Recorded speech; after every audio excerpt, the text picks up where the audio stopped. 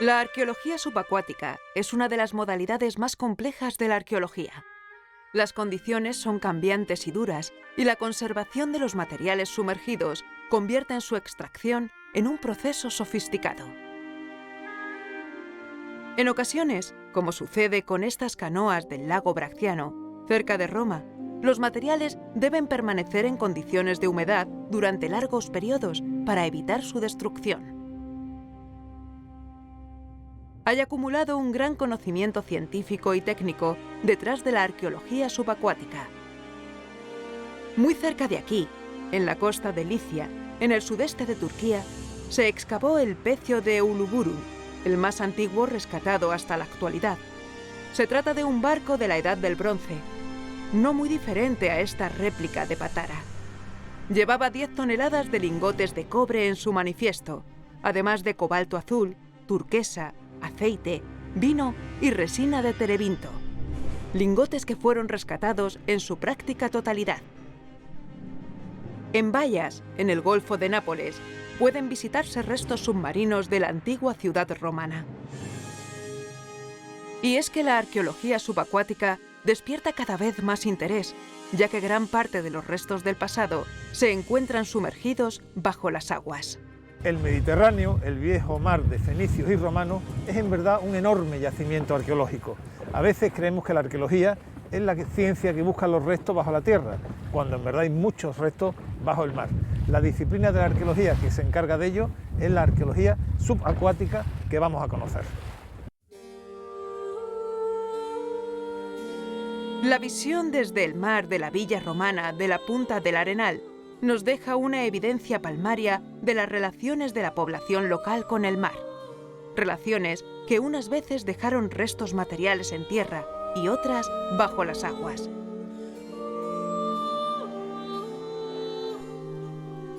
Qué bonito palacio en pleno centro histórico de Javia. Ciertamente, hermoso, ¿eh? Un edificio del siglo XVII transformado en el siglo XIX, pero un edificio ¿Y grande. el contenido está en consonancia con el continente? Bueno, el contenido es todavía mejor. Pues vamos a verlo. Muy bien, muy Como bien. sabes, estamos trabajando con arqueología subacuática y tienes una buena colección. Sí, ya hace tiempo que estamos trabajando y tenemos efectivamente muchos materiales, a veces los primeros... Bueno, una buena colección de ánforas de tipología muy distinta, de épocas distintas. Sí.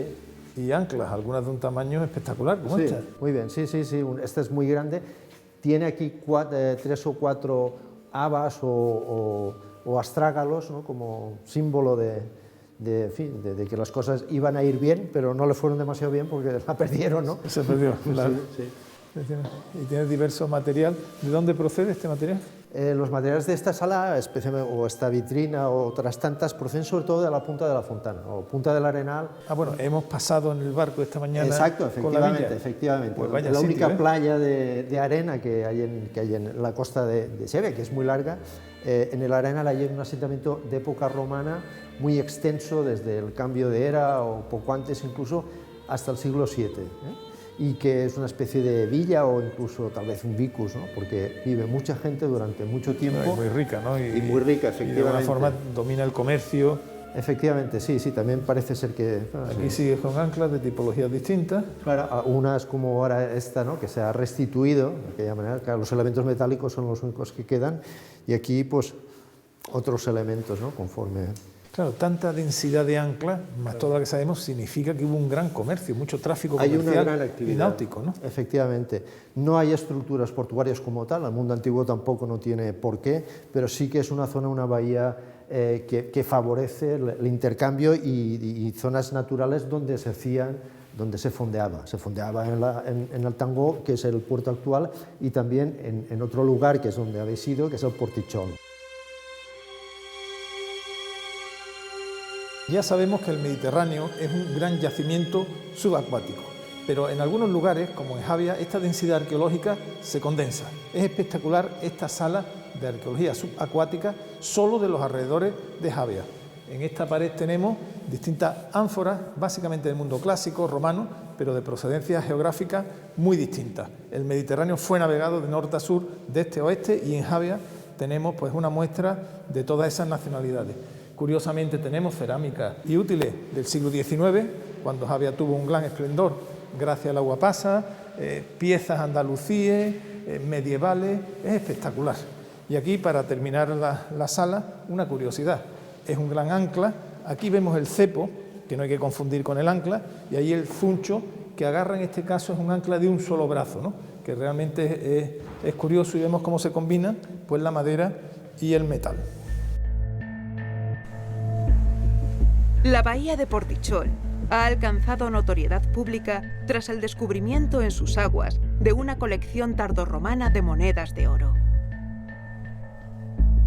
Cuando uno piensa en la arqueología subacuática, cierra uno los ojos y la primera imagen que le viene pues es la del pecio semidestruido y las ánforas. Es como la imagen prototípica, porque es muy abundante, además hemos tenido ocasión de sumergirnos y comprobarlo, muy hermosa. Pero de vez en cuando aparecen grandes sorpresas, incluso tesoros de moneda de oro. Esto ha pasado en Portichol. Cuéntanos un poco cómo fue, qué significa, porque es realmente llamativo ese gran tesoro. Sí, recientemente pues ha habido un hallazgo en principio fortuito por parte de unas personas que estaban buceando y encontraron unas monedas, las trajeron al museo. El hallazgo es mayor, hay una dispersión de monedas de oro. Esa excavación está ahora en marcha y los resultados pues los veremos en los próximos meses. De momento ya están en proceso de restauración 53 monedas de oro. Nadie embarca precipitadamente en monedas de oro, por tanto probablemente huían, ¿no? Sería una interpretación creíble, algo grave estaba ocurriendo y los poseedores y dueños de esas monedas tenían que huir. Cuando llegas a esta época, a principios del siglo V, y ves que hay estos tesorillos, la denominación es tesoro en tierra. Bueno, en este caso no tesorillo, en este caso no, este caso ya es... Realmente se detecta en tierra y ahora también bajo el agua esa inestabilidad, una tremenda inestabilidad que, serían seguramente no mucho tiempo, luego se estabiliza todo, pero en ese momento sí que se detecta una inestabilidad general en las villas, sobre todo, en las grandes fincas rurales, que luego se transforman, el comercio se reestructura y pasamos a otra época, pero en esa época en realidad ves gente sufriendo, piensas en un momento, difícil.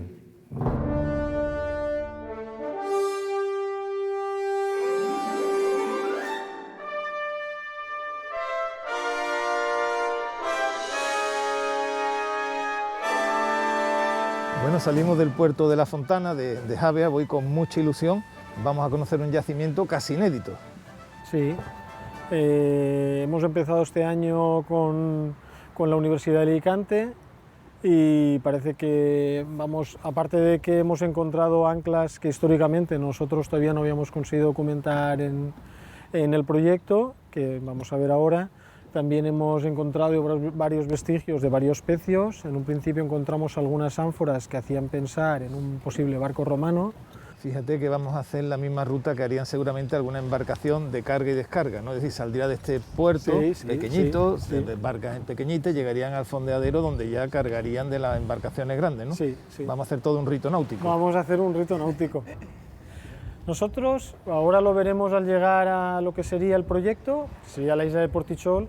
Siempre hemos pensado que la mar siempre ha sido peligrosa, ¿no? Porque al final nosotros le damos al motor y navegamos, ¿no? Pero en aquella época, para mover las embarcaciones que evidencian el comercio, para mover una embarcación de cabotaje o que tuviera que ir directamente a Roma, necesitas de temporales, de vientos fuertes.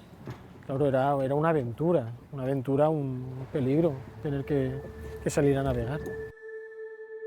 En la arqueología subacuática, sobre todo en la submarina, las condiciones meteorológicas son especialmente determinantes. El mar puede ser un paraíso y un infierno. Y no solo hablamos de olas o corrientes. El gran enemigo de la arqueología subacuática es la falta de visibilidad. Los fondos se mueven y este movimiento genera una nube de partículas en suspensión que dificulta la identificación de los pecios y la navegación submarina. Hay lugares como el Caño de Sancti Petri, en el que se intenta localizar el templo de Hércules Melkart, que son un canon de excavación dificultosa. En cada recoveco de la costa hay un viento que limpia el panorama y otro que lo enturbia. Hoy las condiciones son especialmente difíciles, lo que no es habitual. Los arqueólogos, gracias a sus dispositivos electrónicos de localización, están tratando de situar el barco de transporte sobre el pecio en el que están trabajando. Los científicos se equipan y empiezan a entrar en el agua. Bueno, ya estamos preparados, vamos a sumergirnos. La verdad es una emoción visitar casi por primera un yacimiento subacuático muy poco excavado todavía, en un lugar privilegiado. Seguimos sus instrucciones al pie de la letra. Entramos en el agua, que ya tiene el frío del invierno. Descendemos tras nuestros guías camino del pecio.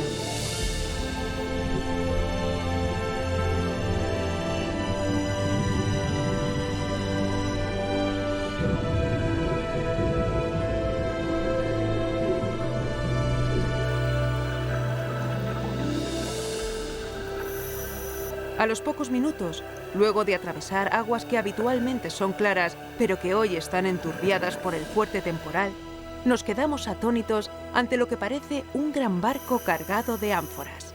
Me ha impresionado mucho, vosotros estáis acostumbrados, yo no, pero cuando hemos bajado y de repente con la mano ya aparece el ánfora, ese momento pues realmente emocionante, ¿no? ¿Cuántas ánforas crees que podía tener ese pecio? Pues, ¿Cómo carga? Pensamos que puede ser un pecio de descarga, como hablábamos antes, aproximadamente pues, llevaría una carga de unas 200 a 300 ánforas, y lo que hemos visto es la parte superficial de lo que escondería enterrado en la arena, sería la arquitectura naval de este barco. O sea, el barco está abajo y puede haber todavía cientos de ánforas en perfecto estado, lo más probable. Exactamente. Ascendemos para cambiar las botellas de aire y recuperar fuerzas. El objetivo de la segunda inmersión es el camino de anclas que el equipo de arqueólogos ha estado identificando para que puedan recibir visitas. Volvemos al agua. Las condiciones empeoran y, a pesar de la ayuda electrónica, no conseguimos ver la ruta de las anclas. Bueno, tenemos los pecios hundidos, que es un símbolo, pero también tenemos las anclas que marcan, evidencian que ha habido muchos barcos, ¿no? Y hay muchas anclas. ¿Y cuántas tenéis localizadas y qué tipo de anclas son? Pues hasta la fecha, desde 2019 hasta la campaña de este año, tenemos localizadas unas 130 anclas de diferente cronología. Hay mucha ancla antigua y se localizarían al resguardo de la isla. El punto de fondeo de época antigua está al sur de la isla, como vemos. Y más hacia el interior de la bahía se localizaría el punto de fondeo de época medieval y moderna. O sea, que van cambiando las dinámicas de fondeo dependiendo del tipo de embarcación que vendría. Bueno, pero hemos visto anclas de piedra, anclas metal, de hierro, anclas de diversos materiales. Exactamente, exactamente. Ancla de plomo y madera, ancla de hierro y ancla, como tú bien dices, de piedra, que se llama ancla eslítica. Me sorprende cientos de anclas. ¿Qué significa? ¿Que se rompieron, el barco quedó a la deriva, pudo encallar?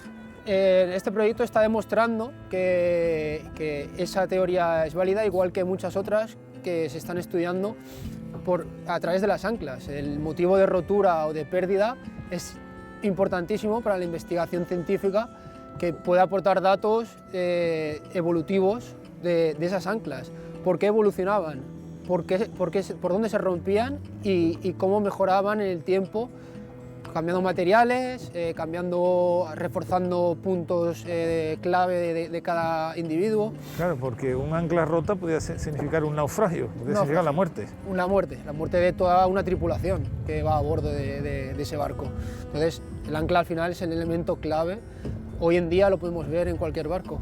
Es el elemento clave para que la seguridad de la tripulación esté a salvo y que el barco pueda maniobrar y pueda ejercer el comercio que debería. Hay que esperar a que las condiciones mejoren para poder realizar labores de excavación propiamente dichas.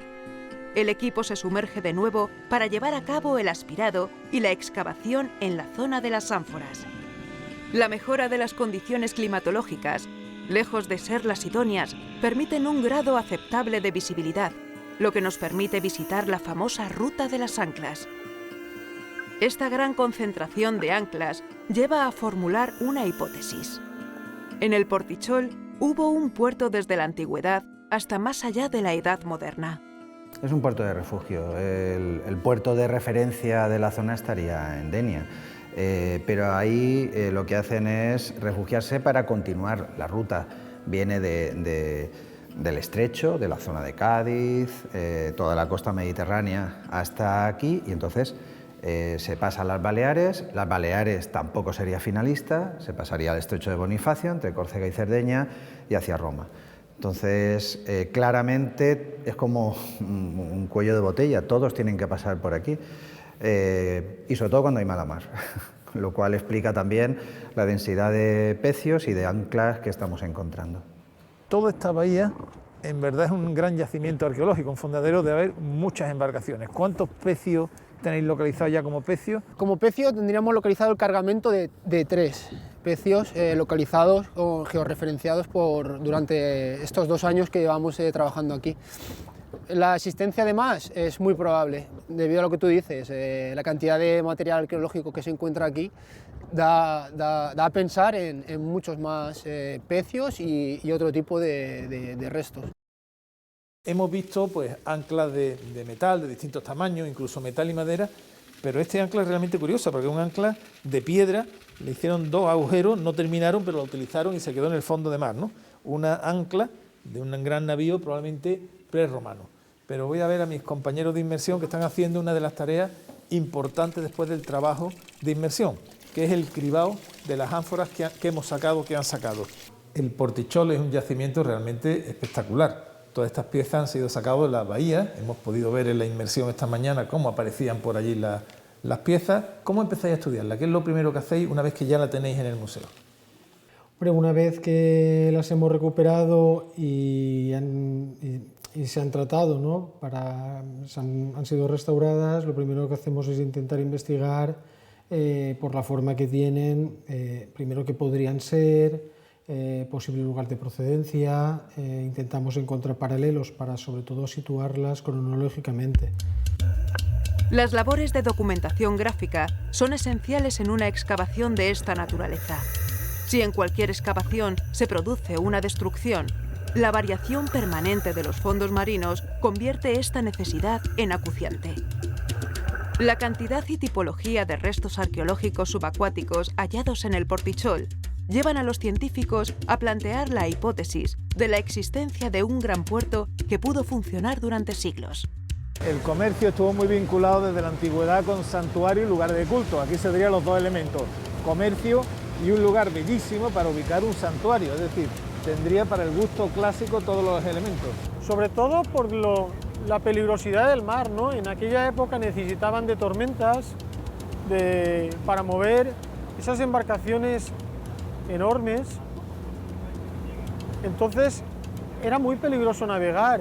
Nosotros pensamos que podría ser un lugar de culto donde podrían pedir a los dioses una protección antes de iniciar una travesía tan peligrosa para llegar a los destinos.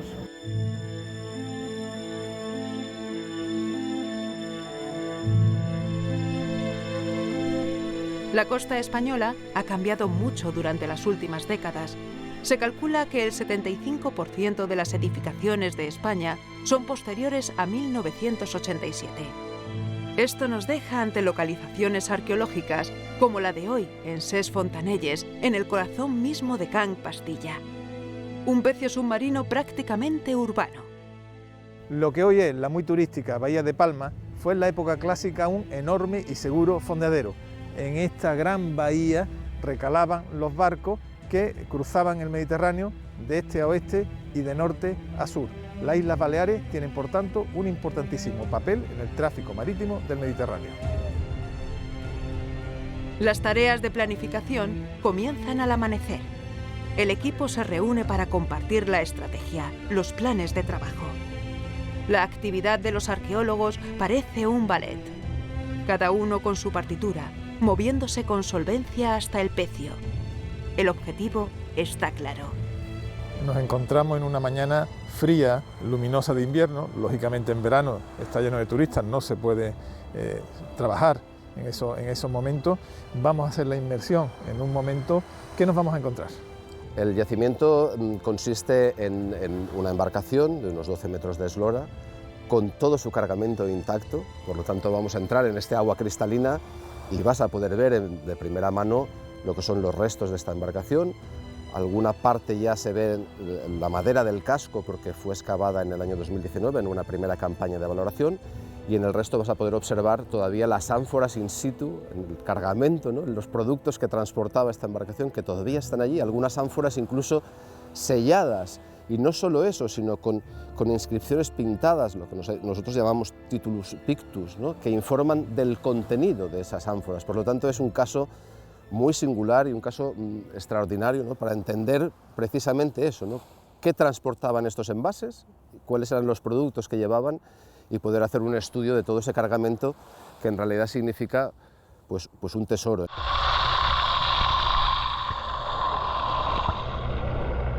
El sonido, siempre el sonido. Las olas, la aspiradora para retirar arena, ese crujido como de un rebozado en una sartén y el vaivén de la corriente. Transparencia, espacio. El pecio es una maravilla. Asomarse a él es acercarse a otra dimensión. Las cuadernas de la estructura son bien visibles. La carga, especialmente las ánforas, parecen depositadas ayer mismo. El equipo se afana en retirar sedimento desde la plataforma. Vista desde el aire, la excavación parece que es una herida en el fondo del mar. Unos buzos se concentran en el trabajo de la periferia. De aquí se están recuperando toda clase de objetos, y las preguntas crecen. Las razones de que un barco fuese hundido, por mano humana o por accidente, tan cerca de la línea de costa, no están todavía claras. Resulta especialmente emocionante la extracción de una de las ánforas. No puede moverse sin romperse, así que los arqueólogos cogen todos los fragmentos y los depositan en una caja. El siglo III y el IV después de Cristo lo fueron de crisis en el mundo romano. Periodo de ocultaciones, como el famoso Tesoro de Tomares, de murallas como la de Barcino o la propia Roma. Quizá en un episodio de esa índole, solo quizá, fue a parar al fondo cercano del mar el barco de Es Fontanelles. Se acaba el aire y hay que volver. El equipo trae materiales que se suman a los ya existentes. Materiales que se están custodiando, catalogando y conservando de la mejor manera. La verdad no se espera, está muy limpio el agua, y el ver las ánforas perfectamente colocadas, situadas, toda una experiencia. Es como el prototipo, si uno dice, vamos a soñar un barco con ánforas, que hemos visto aquí en la bahía de Palma.